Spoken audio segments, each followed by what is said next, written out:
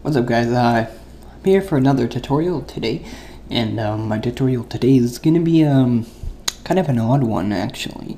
I was using this technique in an intro that I was making, so I was just going to share it with you, and I found it really neat. Basically what it is it's kind of like a welding technique. So you'll have a bright flare and it's gonna follow your spline, and it's gonna leave like a bright glowing like a glowing metal when it's really hot path. You'll see as it goes on, but let's start. How can we start this? You know what, let's just grab a Motex, and let's just change that to right there. That'll be fine. And just gonna change this to lines, and I'm gonna pick a random letter, so I'm gonna make it like O, for example, and I'm gonna change my font. So my font always takes so long to load. I have a font here called Doom. It's a really nice font when you have a whole bunch of letters. And then I'm just gonna add. This technique works better if you have caps. Well, I guess it doesn't really matter. Scratch that, it doesn't matter what it is. But anyway, we have our letter right here. This is our letter.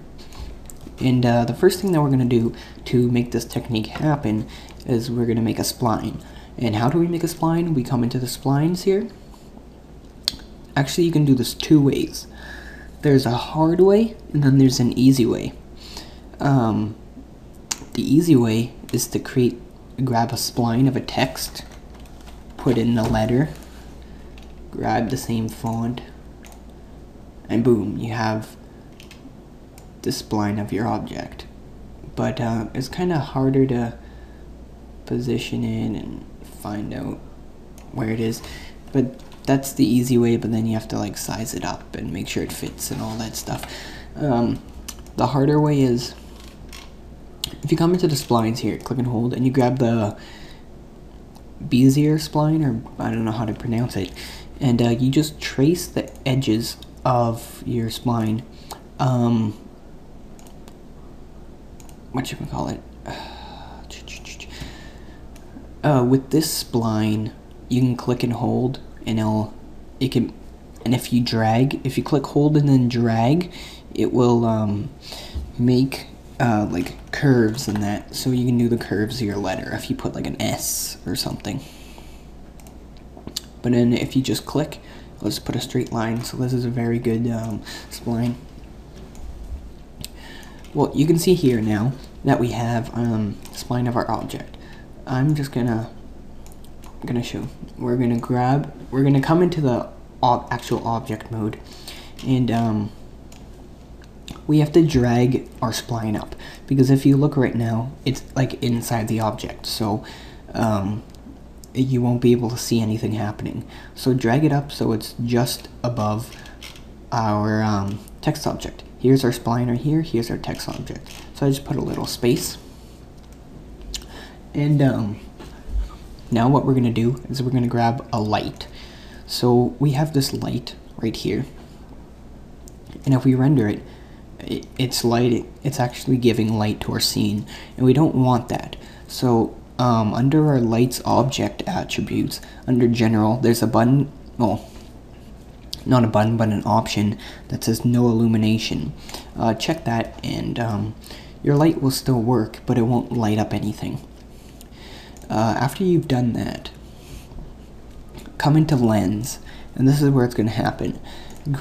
Go under glow and grab a high 8, and it's going to give you this big bright blue light.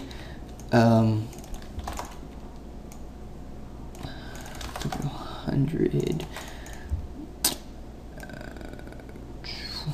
I'm just sizing the light down a bit. Yeah, so I just went into edit and I changed it to 11%, 0.57 for that. Yeah, we need this. No, not camcorder height. Gotta do it again.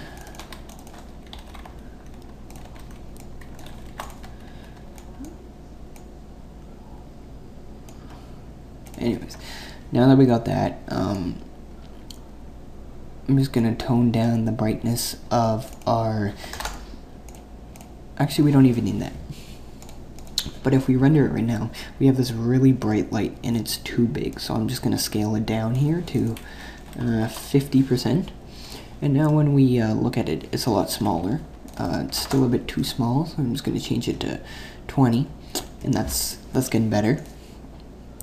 Under our color of our light, go to kind of like a really bright orange. So as you can see on my screen here, I have a really bright orange. If you want, you want the exact color I have, go to 34 degrees and then just go straight up in the top right corner. And now when we do it, we have this bright red, almost looks like a welding flame. And yeah, okay, now for the next step. We have our spline here, and you're probably asking, what does the light have to do with the spline? Well, if you right click on your light, go Cinema 4D tags, and go Align to Spline.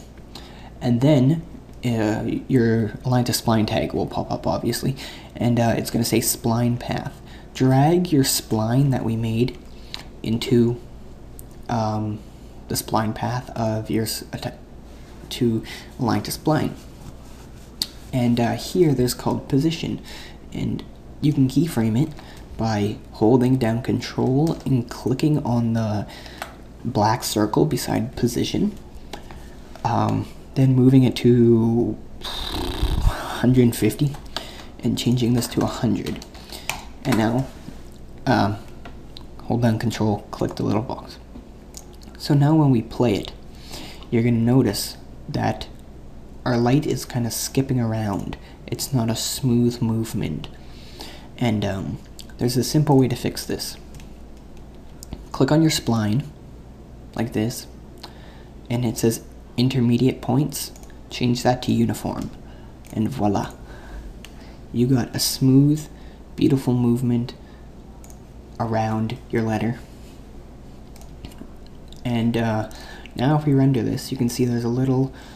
I'm just gonna put a darker material on this, so give me a sec. So there, I just put a darker material so you can see the light better. And now here's where the cool part comes in. And I've already taught you this in a tutorial before, but I'm not sure if you guys watched it. If you come into MoGraph, well, first, make sure you have your light selected, come into MoGraph, and grab a tracer object. Okay, now you can leave everything the same here. Now come into the spline, grab a circle, change the radius to 1, and then grab a sweep nerd. Drag and drop the circle and the tracer object into our sweep nerd, and make sure the circle is on top of the tracer object, or else it's going to look funky. Now when our light moves, I'm not sure if you can see, but there is this sweep nerd part that's starting to form wherever my light is. But there's a problem. With the light, when you have a reflex or a lens flare on your light will not be shown unless it's fully visible. As you can see, you can't see it right now. But if I come onto this side, now we can see it. I'll tell you how to fix that in a minute. Now here's the cool part. Come into the materials, grab a material, change to a bright orange again, this is a material, double click. You guys know the drill. Color, bright orange, and then come down to the glow channel and check it on. Change the outer radius strength to 0 and the inner strength to 300. If we plunk that on our sweep nerve, you're like, ooh, sexy. That's looking very sexy. Anyways, I'm just gonna change the radius down to 5. Let's do 2 actually, because there we go. We have this beautiful bright glow now. Actually, I'm gonna skip the part that I was just gonna say, because by lowering down the radius of our glow, it did what I wanted it to do. But yeah, you can see now that we have our beautiful kind of hot metal looking, you can change it a bit more red if you guys would like. Just put it a little bit more red so it kind of looks like hot metal now. Like hot metal, I guess. There's no other way to explain it. Anyways, I'm gonna shut up now. And now I'm gonna tell you how to make this light be seen all the time. Duplicate the spline and the light so that you have 2. So now I have 2 lights and 2 splines.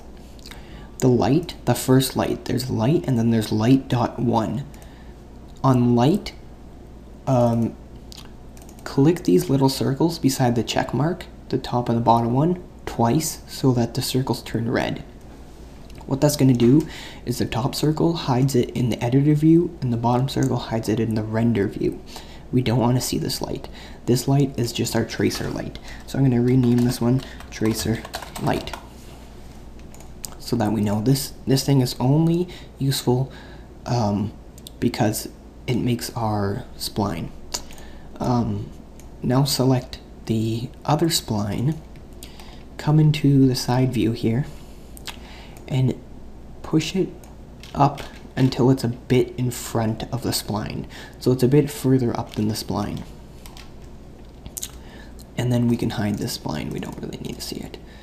And what this is going to do is both of our lights are going to be in the same spot, but one's a bit further. Quick tip I forgot to say. Click on the spline, alignment, align to spline, and drag our new spline, our duplicated spline, into it. Now, when we do this, no matter where we're looking, we're going to have this beautiful bright glow at the end of our sweep nerve, and now it's kind of look like it's welding. So it's kind of a neat effect here. It drags it, and we have this beautiful glow, and then here's like the flame or the spark that is welding this line. I hope you guys, and you can, and then you just do the same thing for every single spline, and you can make nice effects. You can put 2 different lights on the same spline. Like if I wanted, I can put 2 lights on the same spline, making them go different directions. You can put 17 lights on the same spline if you really wanted to. But other than that, that's basically the tutorial. I hope you guys found it useful. I like this effect. Comment if you like it. Click the like button if you like it. I like seeing likes. I usually get like 1 or 2 out of like 1,000 views. I have like 12 likes on a video. It's kind of depressing, but other than that, subscribe if you're not, and see you guys in the next one. Peace out.